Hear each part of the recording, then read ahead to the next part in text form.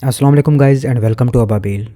दोस्तों, दुनिया का पहला operational stealth fighter jet America की लॉकहीड कंपनी का बनाया हुआ F117 नाइट हॉक एयरक्राफ्ट है, जो कि अब रिटायर्ड हो चुका है। दुनिया का पहला स्टेल्थ एयरक्राफ्ट जिसे अमेरिका ने बड़े खुफिया तरीके से बनाया था और इस प्रोजेक्ट पर बहुत सारे पैसे लुटा दिए थे। अमेरिका नहीं जानता था कि यही एयरक्राफ्ट अमेरिका के लिए बदनामी का बाइस भी बनेगा। अमेरिका ने सोचा भी नहीं होगा कि इनका एक ऐसा एयरक्राफ्ट जो कि किसी रेडार में नज़र नहीं आ सकता, जो आराम से दुश्मन की जदीद से जदीद तरीन एयर डिफेंस में घुस कर कार्रवाई कर सकता है, उस एयरक्राफ्ट को एक कमज़ोर सा दुश्मन एक पुराने मिसाइल से हिट कर देगा। ये अमेरिका के लिए बदनामी का बाइस था।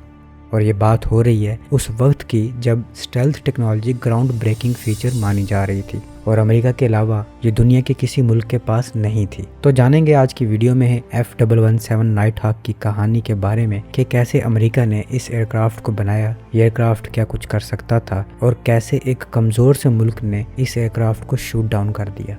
इस वीडियो में आपको बहुत कुछ नया जानने को मिलेगा, so let's start. Robert Watson वाट, जिसने रडार इजाद किया था 1936 में, यही शख्स नोट करता है कि किसी भी ऑब्जेक्ट का रडार क्रॉस सेक्शन कम करके रडार डिटेक्शन से बचा जा सकता है। रडार क्रॉस सेक्शन को यूं समझ लीजिए कि कोई भी ऑब्जेक्ट रडार की आंखों में कितना बड़ा नजर आता है या रडार अपने टारगेट को किस तरह देखता है, इसे रडार क्रॉस सेक्शन कहते हैं। जैसा कि अगर कोई बड़ा प्लेन रडार में डिटेक्ट हुआ है तो इसका रडार क्रॉस सेक्शन भी बड़ा होगा, और अगर कोई छोटा एयरप्लेन है तो इसका रडार क्रॉस सेक्शन एरिया भी थोड़ा होगा। लेकिन रॉबर्ट ने यह महसूस कर लिया था कि किसी भी ऑब्जेक्ट का रडार क्रॉस सेक्शन कम किया जा सकता है, यानी बेशक एयरप्लेन बड़ा हो लेकिन इसका रडार सिग्नेचर कम करके इसे रडार डिटेक्शन से बचाया जा सकता है। और ये काम तभी मुमकिन हो सकता था जब किसी एयरक्राफ्ट के डिज़ाइन में कई तब्दीलियां की जाती। लेकिन उस दौर के हिसाब से डिज़ाइन में तब्दीलियां करने पर एरोडायनामिकली एयरक्राफ्ट अनस्टेबल हो जाता, और उस वक्त की state of the art technology भी इस काबिल नहीं थी कि एक ऐसा एयरक्राफ्ट बनाया जाए जिसका डिज़ाइन उस वक्त के एरोडायनामिक्स असूलों के खिलाफ भी ना हो और स्टेबल भी हो। कई साल गुजरे, कंप्यूटर और सॉफ्टवेयर टेक्नोलॉजी बेहतर हुई तो अमेरिका की लॉकहीड मार्टिन कंपनी ने स्टेल्थ एयरप्लेन बनाने का सोचा। और अमेरिका को स्टेल्थ एयरक्राफ्ट बनाने की ज़रूरत इसलिए पड़ी क्योंकि वियतनाम वार में अमेरिका के bombers Soviet made surface to air missile से बुरी तरह मार खा रहे थे। तो अमेरिका को ऐसे एयरक्राफ्ट की ज़रूरत थी जो दुश्मन के रडार में नज़र न आए और आराम से दुश्मन की टेरिटरी में घुसकर हमला करके वापस भी आ जाए। तो अमेरिका ने 1975 में होपलेस डायमंड के नाम से एक टॉप सीक्रेट प्रोजेक्ट शुरू किया और इस प्रोजेक्ट के लिए फंड्स के सारे दरवाजे खोल दिए। हर कीमत पर अमेरिका चाहता था कि इसका ये स्टेल्थ एयरक्राफ्ट ज़रूर बने। कुछ साल की मेहनत के बाद अमेरिका इस काबिल हुआ और इसने अपना पहला स्टेल्थ एयरक्राफ्ट कामयाबी से बना भी लिया, जिसकी पहली परवाज़ 1981 में ली गई। बड़े ध्यान से इस एयरक्राफ्ट को बनाया गया था। इस एयरक्राफ्ट का सबसे ज़्यादा वर्क ही इसके स्टेल्थ डिज़ाइन पर किया गया था। इस एयरक्राफ्ट की शेप डायमंड टाइप बनाई गई थी ताकि रडार के सिग्नल इस एयरक्राफ्ट से टकरा कर वापस रडार तक ना पहुंचे बल्कि इधर उधर भटक जाएं।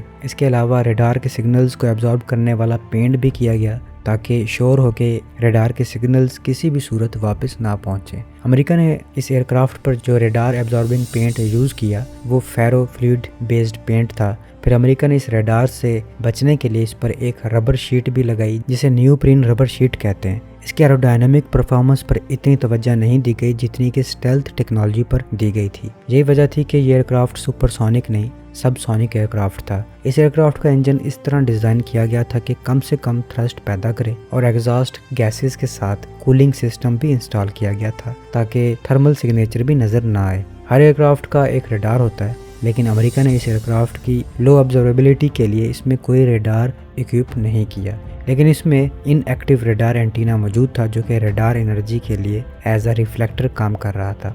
इस एयरक्राफ्ट में रडार डिटेक्शन इक्विपमेंट कोई था या नहीं, यह भी कई साल तक खुफिया रखा गया। वेपन्स के लिए इसमें 2 इंटरनल वेपन बे रखे गए जैसा कि आज के जदीद स्टेल्थ हथियारों में होते हैं, और चूंकि इसकी स्पीड सबसोनिक थी और इसके डिज़ाइन पर जो कंप्रोमाइज़ किया गया था इस वजह से ये इतनी मैनूवरिंग नहीं कर सकता था, जो कि जाहिर है डॉग फाइट भी नहीं लड़ सकता था। इसलिए इस एयरक्राफ्ट को बॉम्बर के तौर पर इस्तेमाल किया गया। इसके वेपन्स में laser guided bombs, anti radiation missiles और न्यूक्लियर बॉम्ब्स शामिल थे। इस एयरक्राफ्ट को पावर देने के लिए इसमें 2 इंजन इंस्टॉल किए गए थे। इसकी स्पीड माक 0.92 और इसकी रेंज 1700 किलोमीटर तक थी, जबकि ये 45,000 फीट की ऊंचाई तक پرواز کر سکتا تھا۔ امریکہ چاہتا تھا کہ اس ایئرکرافٹ کے بارے میں کسی کو نہ بتایا جائے اور نہ ہی اسے انٹروڈیوس کرایا جائے جیسا کہ آج کل کے دور میں ہوتا ہے، اور ایسا ہی ہوا۔ امریکہ نے 1984 میں اس ایئرکرافٹ کو خفیہ طور پر سروس میں شامل کر لیا۔ اس ایئرکرافٹ کو اس حد تک راز میں رکھا گیا تھا کہ ان کے پائلٹس کو بھی اجازت نہیں تھی کہ وہ اس ایئرکرافٹ کا کہیں ذکر بھی کریں، اور اگر کوئی رشتہ دار یا دوست پوچھ لے کہ کون سے ایئرکرافٹ اڑاتے ہو تو پائلٹس اپنی فیملیز کو بھی اس کا ذکر کرنے کی بجائے F-5 فائٹر جیٹ کا نام لیتے تھے، اور یہ ایئرکرافٹ نیواڈا کی بیس سے خفیہ طور پر پرواز کرتے تھے، اور یہ بیس امریکہ کے خفیہ پروجیکٹس کے لیے مشہور ہے۔ امریکہ نے اسے کئی وارز میں استعمال کیا۔ اس کا پہلا مشن 1989 میں انویژن آف پاناما تھا، جب ریو ہیٹو فیلڈ پر بومز گرائے گئے۔ اس ایئرکرافٹ نے گلف وار کے دوران کوئی 1500 ہائی ویلیو ٹارگٹ ڈسٹرائے کیے تھے، اور ایک دفعہ بھی یہ ایئرکرافٹ اسپاٹ نہیں ہوا اور نہ ہی شوٹ ڈاؤن ہوا یا لاس ہوا۔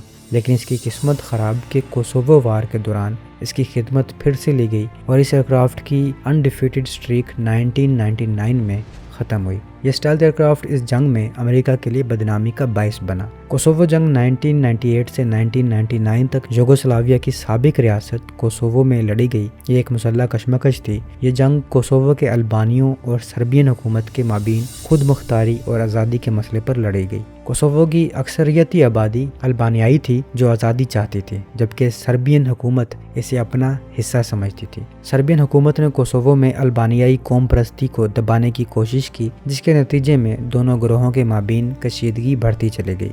سربین فوج نے کوسوو میں البانیائی شہریوں کے ساتھ وسیع پیمانے پر انسانی حقوق کی پامالی کی، جس میں قتل، تشدد اور بے گھر کرنا شامل تھا، جس کے بدلے میں کوسوو کے البانیوں نے سربین حکومت کے خلاف مزاحمت کے لیے کوسوو لبریشن آرمی یعنی KLA نامی ایک مسلح گروہ تشکیل دیا، جس سے صورتحال مزید بگڑ گئی۔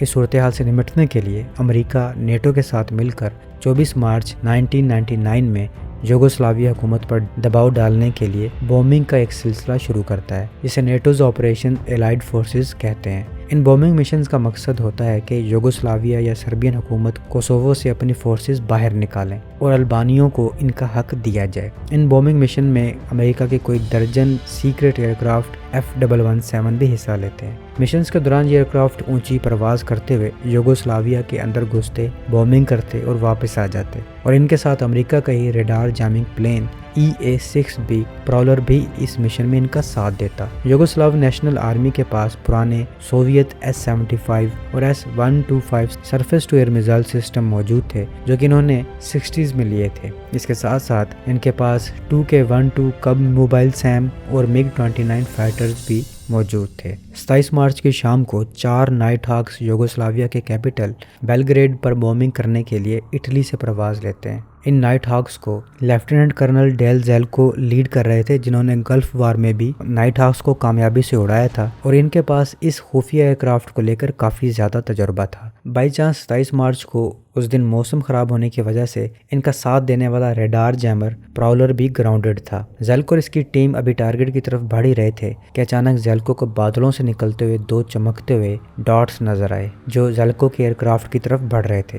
یہ dot radar guided missile V601M تھے، جو کہ سوویت S-125 میزائل کا اپ گریڈڈ ورژن تھے۔ یہ میزائل آواز کی رفتار سے تقریباً 3 گنا تیز تھے۔ 2 stage solid fuel rocket motors پر مشتمل یہ 6 میٹر لمبا میزائل زیلکو کے ایئرکرافٹ سے بالکل پاس سے گزرا۔ پہلے میزائل سے زیلکو بچ چکا تھا، لیکن دوسرا میزائل اس دنیا کے پہلے اسٹیلتھ طیارے سے آ کر ٹکرا گیا۔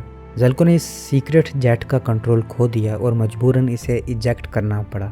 زیلکو نے ایجیکٹ کیا اور شوٹ ڈاؤن سائٹ سے کوئی 2 سے 3 کلومیٹر دور جا کے لینڈ ہوا۔ سربین حکومت اس پائلٹ کی تلاش میں بہت قریب آ چکے تھے کہ اسے پکڑ لیتے، لیکن دوسری طرف امریکہ کبھی بھی نہیں چاہتا تھا کہ ان کا پائلٹ پکڑا جائے، تو فوری طور پر US ایئر فورس کی ریسکیو ٹیم پائلٹ تک پہنچی اور پائلٹ کو یہاں سے نکالنے میں کامیاب ہو گئے۔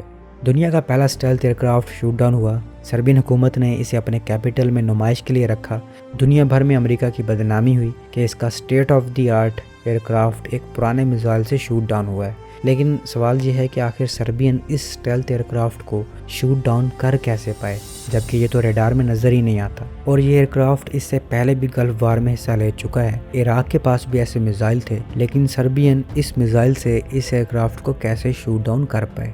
تو یہ ایک ٹیکنیک تھی۔ جس شام زیلکو کا ایئرکرافٹ شوٹ ڈاؤن ہوا، دوسری طرف یوگوسلاوی آرمی میں کرنل زولٹن ڈینی بھی موجود تھے جو کہ میزائل فائر کرنے والی 250 ایئر ڈیفنس میزائل بریگیڈ کے کمانڈر تھے۔ ڈینی ہائیلی موٹیویٹڈ کمانڈر تھے اور western air defence suppression tactics کے بارے میں کافی کچھ جانتے تھے، اور اس جنگ میں یہ فریکوینٹلی اپنی S-125 نیوا بیٹریز کو ری ڈپلوائے کرتے رہتے تھے۔ مطلب یہ اپنے ان سیم میزائلوں کو ایک جگہ سے دوسری جگہ ڈپلوائے کرتے رہتے تھے، جبکہ نارملی S-125 نیوا کو موبائل سیم سسٹم کنسیڈر نہیں کیا جاتا، اور ڈینی 90 منٹ کے اندر اپنے یونٹ سے اسے ری ڈپلوائے کرواتے تھے۔ اور انہوں نے اپنے کروز کو یہ کہا رکھا تھا کہ 20 سیکنڈ سے زیادہ اپنے ٹارگیٹنگ ریڈار کو ایکٹیو نہ کریں، کیونکہ انہیں معلوم تھا کہ نیٹو اس بومبنگ مشن میں اینٹی ریڈیشن میزائل کا استعمال کر رہی ہے۔ یہی وجہ کہ اس جنگ میں ان کی ایک بھی بیٹری لاسٹ نہیں ہوئی، جبکہ ان کی طرف 23 اینٹی ریڈیشن میزائل داغے گئے تھے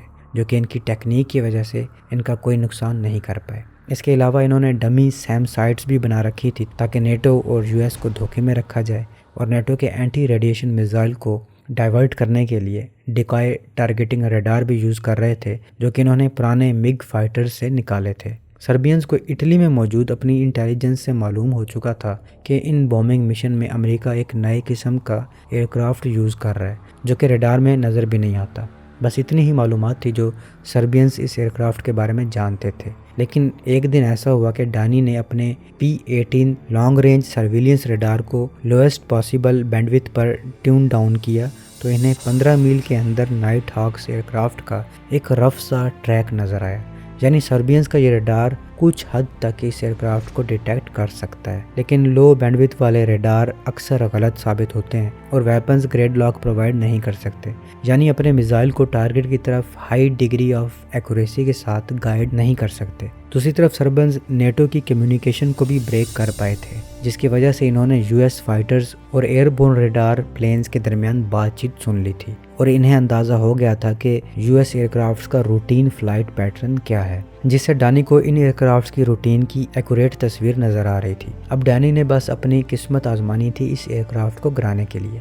کمانڈر ڈانی نے فیصلہ کیا کہ ان ایئر کرافٹ کے لیے ایمبوش سیٹ کیا جائے، یعنی گھات لگا کر حملہ کیا جائے۔ ڈانی نے اپنی S-125 کی بیٹریز ان اسٹیلتھ ایئر کرافٹس کے راستے میں ایک اچھے فائرنگ اینگل پر ڈپلوائے کر دی، اور ڈانی نے اپنی بیٹریز کے تمام ٹارگیٹنگ ریڈار آف کروا دیے، وہ اس لیے کہ دشمن ان کے ریڈارز کو ڈیٹیکٹ نہ کر لے، اور اگر ایسا ہوتا تو یہ خود اینٹی ریڈیشن میزائل کے ذریعے نشانہ بن جاتے، جبکہ ریڈار کے بغیر F-117 کو ٹارگٹ کرنا ناممکن ہوتا۔ اس لیے صرف 20 سیکنڈز کے لیے ان ریڈار کو آن کیا جاتا تاکہ یہ خود ڈیٹیکٹ نہ ہوں۔ اٹلی میں موجود سربینز کے جاسوسوں نے بتایا کہ نائٹ ہاکس نے یہاں سے پرواز لے لی ہے، اور خوشی کی خبر یہ ہے کہ پراولر آج موسم خراب ہونے کی وجہ سے گراؤنڈڈ ہی ہے۔ اس خبر سے ہوا یہ کہ ڈینی کی ہمت مزید بڑھ گئی اور اب انتظار ہونے لگا نائٹ ہاکس کا، اور اندازہ تھا کہ اس ٹائم پر یہاں پر نائٹ ہاکس پہنچیں گے۔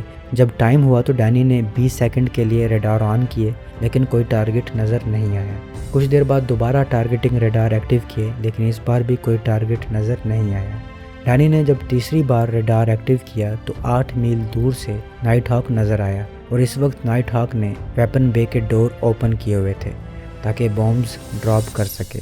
ویپن بے اوپن ہونے کی وجہ سے ریڈار کراس سیکشن بھی بلوم ہوا، جس کی وجہ سے ٹارگٹ لاک ہوا اور اس پر میزائل فائر کیے گئے، جن میں سے ایک میزائل ہٹ کر گیا۔ یوگوسلاو آرمی کا دعویٰ ہے کہ اس جنگ میں انہوں نے ایک اور F-117 پر بھی اٹیک کیا تھا، لیکن یہ نائٹ ہاک ڈیمیج تو ہوا لیکن واپس بیس پر پہنچنے پر کامیاب ہو گیا۔